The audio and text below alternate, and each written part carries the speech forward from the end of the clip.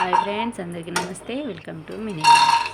ఈరోజు వీడియో వచ్చేసి 5 నిమిషాల్లో మనం సేమియాని అయితే ప్రిపేర్ చేసుకోవాలి. అది ఎలా చేయాలో చెప్తాను. ఫస్ట్ స్టవ్ ఆన్ చేసుకొని కళాయి పెట్టుకొని కొంచెం నెయ్యి వేసుకోవాలి. నెయ్యి వేసుకున్న తర్వాత జీడిపప్పులు, కిస్మిస్ అన్నీ వేయించుకొని పక్కకు పెట్టుకోవాలి. తర్వాత సన్న సేమియా ఈ సేమియా వేయించుకోవాలి. నీళ్ళు వేయించిన తర్వాత కొంచెం తిరగకుండా కొంచెం వాటర్ పోసుకోవాలి. తర్వాత బాగా మరిగిన పాలు తీసుకొని ఇందులో పోసుకొని 2 నిమిషాలు ఉంచుకోవాలి కలపెట్టకుండా. తర్వాత కొంచెం పంచదార కూడా వేసినాక కూడా దీన్ని అసలే కలపకూడదు. తర్వాత కొంచెం కలిపిన తర్వాత జీడిపప్పులు వేసుకుంటే టేస్ట్, ఇలాచి పౌడర్ కూడా వేసుకోవాలి. తర్వాత టేస్టీ ఏమి సేమియా అయితే రెడీ అయింది. టేస్ట్ చేసి ఎలా ఉందో చెప్తాను.